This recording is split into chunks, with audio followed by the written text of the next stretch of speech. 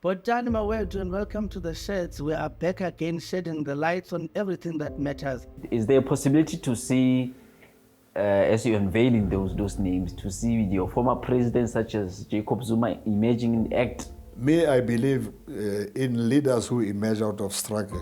I don't believe in people who are made by the media. The ANC is still trying to grapple with power. It is still trying, to cling on to power. And most probably that's why we're also even finding it very difficult for not just only the ANC, but also other political parties coming into the fore when it came to the review of the electoral bill. We are talking about an 80.9 billion budget of the city of Johannesburg. Basically, to run the city, there's about 80 billion, 900 million that is involved. Somebody will ask, what does it mean to preside over a budget this big? I haven't had time to sit back and say, hey man, well done. My focus really has been in ensuring that we are moving forward, we are sustaining. So maybe in December, sitting down with a glass of whiskey, I can say no. At least. I want to ask this, doctor, because I think currently, as you've seen in our country, especially in the space of social media, you see people coming out having a meltdown of mental illness. Do you think people, because they don't know how to deal with, some they just cause outbursts in those spaces. Do you think maybe the problem is that we're not having much discussion about it, that people, they don't know where to go when they start to experience? The most important thing is that the people, they need to vote in line with the kind of future they want to live in. They can't be voting because of the past or not wanting to participate in voting at all. So what we're saying is the ATM, critically, we need to invest in the future. And the future lies in educating our young people. From the look of things and the researches that has been done, it looks like we won't get an outright majority. The thing was always there, the phrase was there, but we needed to take it, clothe it, because I viewed it as a civic activism with purpose that needed meat. Actually, the breaking point was seeing the people that I looked up to, Baba, subjected into such things and they had to succumb to it. Amazamazamas is the what meek, or I don't want to say meek, who are hard workers. South Africa today spends 143 million rand every day paying these so-called independent power producers of renewable energy who deliver zero, because 100% of their power is redundant, meaning it is not usable in the grid. I've got 3 clean audits. I've finalized more than 60,000 complaints and issued 412 reports. And by last year, it was only 14 or 17 which were set aside. And it's not even a percentage.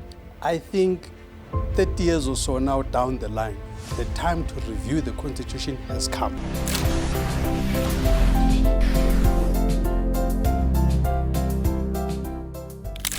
Botani, and welcome to the Sheds. We're once again here shedding light on all issues affecting you. Today we're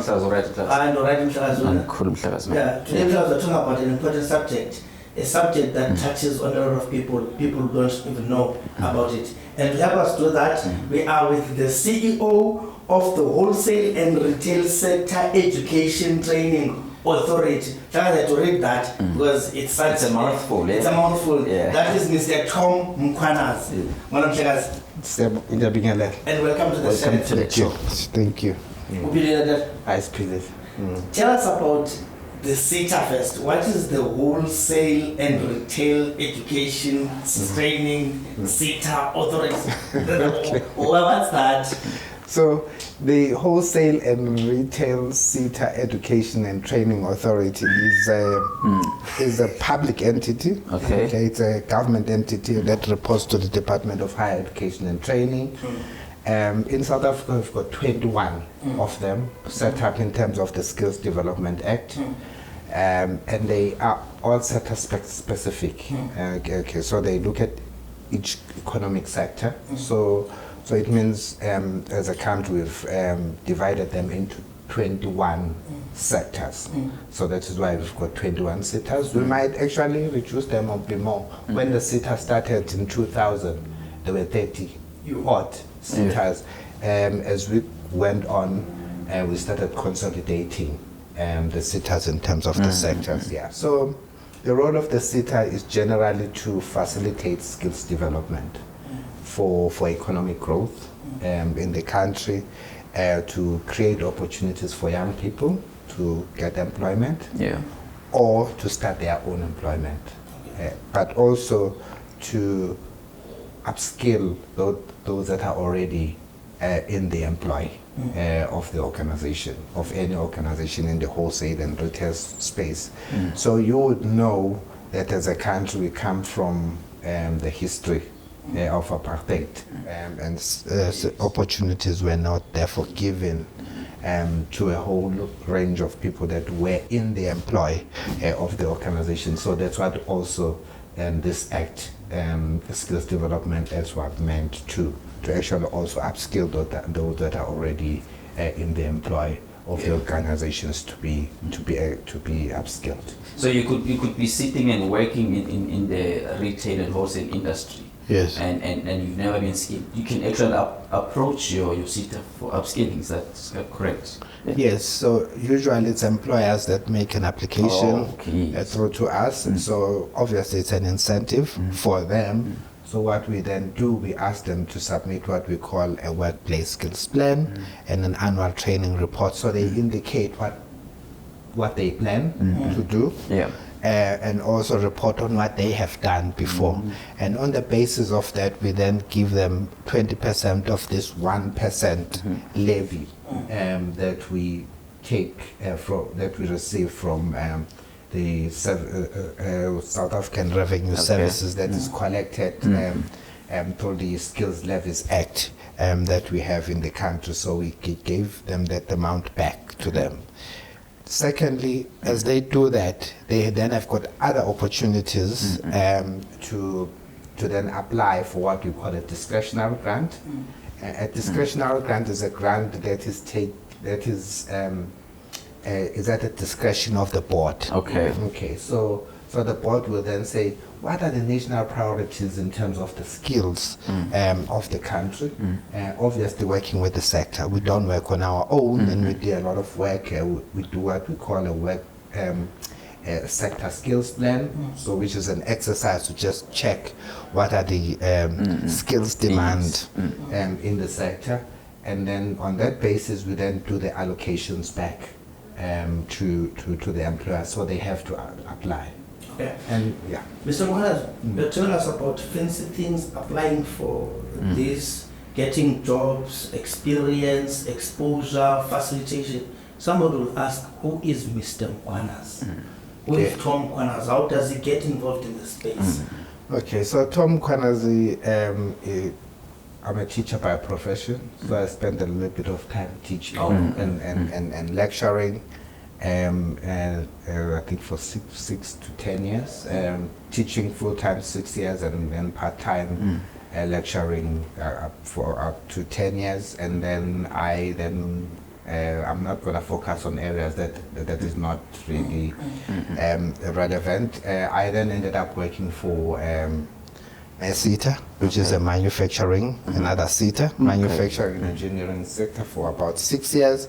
So in that organization, I came in as a company secretary. When I left, I was a COO on that particular period. And then after that, I was given an opportunity by the minister then to chair the board of food and beverage. Which minister?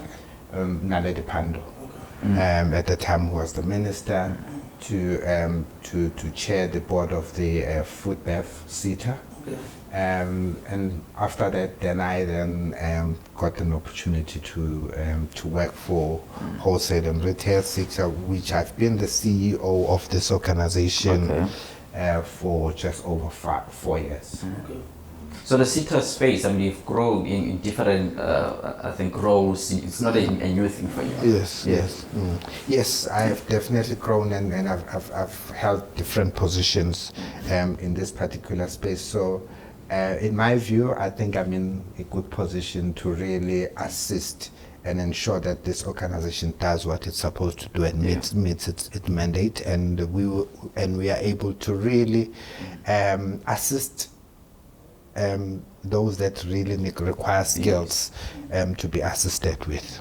Okay. You said you're almost, I think, it's 4 years now in the job. Yes. And next year will be your 5th year. Yes. Looking back, I think, what are some of your top achievements in brief? Wow, there's been a number of achievements that we've done in the organization. One, we've focused on informal traders on a yearly basis.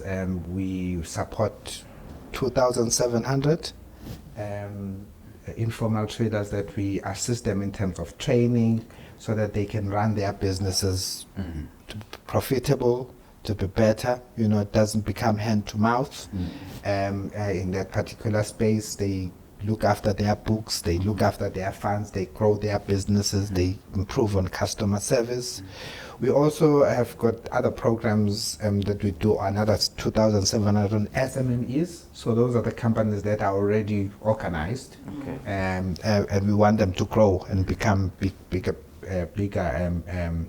employers and grow. We also focus on cooperatives to assist cooperatives in the space, and POs, CPOs, and community organization. We also look after the young people that want to be entrepreneurs. So we've got a target of about 250 on a yearly basis. To just expand on the numbers of the different categories of people and sectors that you are helping.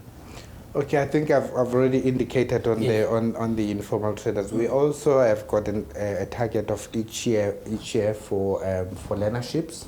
So learnerships is where we take young people to an employer and they get an opportunity. So we've got a target of about, in this financial year, of about 12,000. That's an annual target? That's an annual target. So we've just increased it from about 10,000 to 12,000 in this financial year. When does the financial year start? It starts from the 1st of April. Okay, so from the 1st of April to the 28th of, or 30th of March. Yes. You've got 12,500 individuals out there whom you are out to help. Yes. How do they get in touch with you? Obviously, they'll have to go to the employers, because it's the employers that recruit these young people to get these opportunities. So they'll have to then approach the companies, and most of the time I know that they get into a small shop somewhere in Gagamas, and they would be told the opportunities are not there. They should try and approach head office of ShopRite or of Pick and Pay or of SPAR of those particular organizations. But Mr. Mkhwanazi, why must they go to employers? I mean, why must I go to Pick and Pay to access an opportunity that is provided by Wholesale and Training Center? The reason is because it's a workplace experience program. So it means a young person is taken in as almost like an employee of some sort. So we would therefore like to give an opportunity to the employer to be the one recruiting, because they are there for a period of 12 months. Okay. And they enter into almost like a work experience, sort of. Workplace experience. So attitude is very important. So I'm not just going to get anyone that doesn't have the right attitude in my own employ or in the organization. So I need to then sit down, because that's the plan. The plan is for them to understand how to look for those opportunities and be work ready. Okay. So, and employers are always looking for young people for them to partake in these programs. And more often than not, we find that young people obviously don't stay in these organizations because it's work. It means work. Waking up in the morning. Studying is about 30% of it, and 70% is about it's actual work. It's waking up in the morning and be there on time and doing what you're supposed. You can only learn and hone your skill by doing. So. I want to come to this point, Mr. Mkhwanazi. As far as I mean, 12,000. I think it's something to start with, and it can make some dent for these learnerships. But what is it required in terms of education? Is there any qualifying criteria that one needs to For learnerships, in particular, we're looking for a person that has got matric. Okay. But in other programs that I've indicated to you, like the informal trading and whatever, we're not looking at any qualification, because the issue about skills development it's a post-school education program. So we're looking after anyone that has left school. It doesn't matter at what level at the school they have left the school. So even with learnerships in particular, we're then looking at young people that have got matric. We also have got what we call the work integrated learning, which is young people in universities and TVET colleges that requires to have a qualification, but they need workplace experience. So we've got that number too, where we're looking at those young people. We've got about 2,400 combined in a year, including just graduate placement. A person that has finished a degree, just they need a workplace experience, and we also take them through the program. I'm sure you would hear that the president spoke about 10,000 in his State of the Nation address. We were part of that particular program, and the president has increased it to 20,000. So we will be participating in those particular programs. For workplace placement, people come to you through their respective identified retailers, wholesale and retailers. For informal traders, SMMEs, where do they go if they want to benefit from these opportunities? We usually prefer that they organize themselves, and then they come to the SETA through organized structures. That Mr. Mkhwanazi, so this thing government judges will say to people when they are striking about not having water, say organize yourselves, have a representative coming to us. How, Mr. Mkhwanazi? Well, they do organize themselves, through a hawkers association. So you need to belong to those. Yes, you need to belong to a workers association and all those. No, that doesn't mean we do not take the individuals. I was about to ask if I come on my own, because I'm passionate about what I want to do. You are also allowed, because what we do is that we work with municipalities, traditional authorities, and tribal authorities.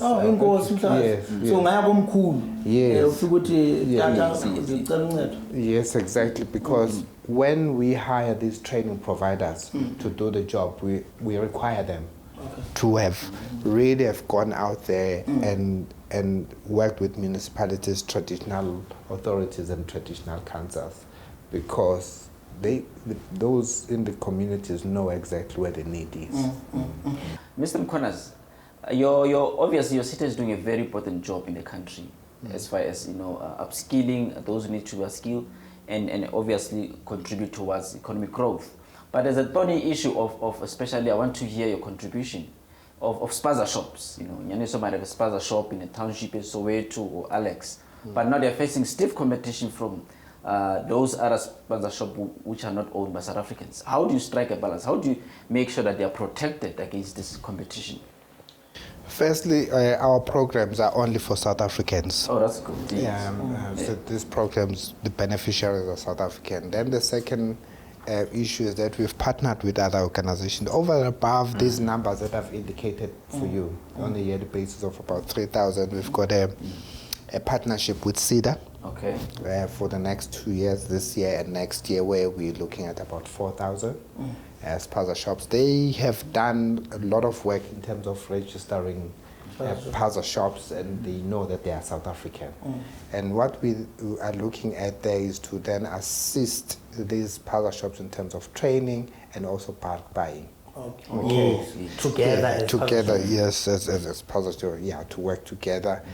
Working with some of the wholesalers in South Africa, and we also had another program in KwaZulu-Natal where we also work with wholesalers and with the Department of Economic Development in that particular in KwaZulu-Natal, where the department issued gadgets, point of sale where these retailers can order, they can be able to say their stock is gone. But when they order in bulk. Okay, and that bulk buying is trying to ensure that our people really understand this concept of doing this. What we've also done, we've got a program right now that finished last week. We've taken 116 informal traders to Kenya, through a university called CTEC University. So we took them through the process. Partly it's training, which is probably 30%, and the rest is them being immersed into the informal trading of the Kenya environment. So I mean, their eyes were like open. You know, we were walking the streets and showing how the government, number one, has made sure that the informal trading businesses thrive within the city, and two, the work ethic, and also how they're using technology, and also how they use the bulk buying system. So we went through to the Somali shops, to how the whole value chain moves in terms of how the businesses works. So we quite. It's a first of its kind that we've done, that we've taken informal traders outside the country to go and see how they can then come back and then enrich. Yes. But before we forget this, Mr. Mkhwanazi, and especially you mentioned Kenya, because Kenya is known to be, especially the informal traders are known to be out there, you know, making sure that they get work done.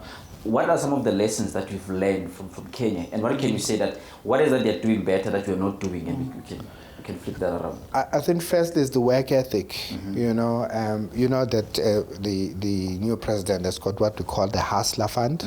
Okay, so he says in businesses must hustle. Okay, so they are hustling. Okay, so I think our informal traders have to also learn that you can only be successful by hustling and working hard, because that's the other thing. It's the work ethic. Okay, you know. So one of the informal traders, when they were making their testimony, because we asked them to do presentation, was saying, "I am now going to be early." When I open my business, people are not waiting for me. Yes, I'm there. I treat them well. Okay, as clients.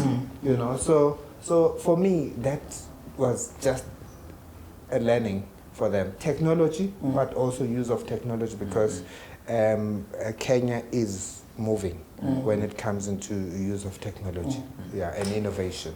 Mr. Mkhwanazi, we are about to conclude the show now. Yes. And we've asked you a variety of things about wholesale and retail SETA.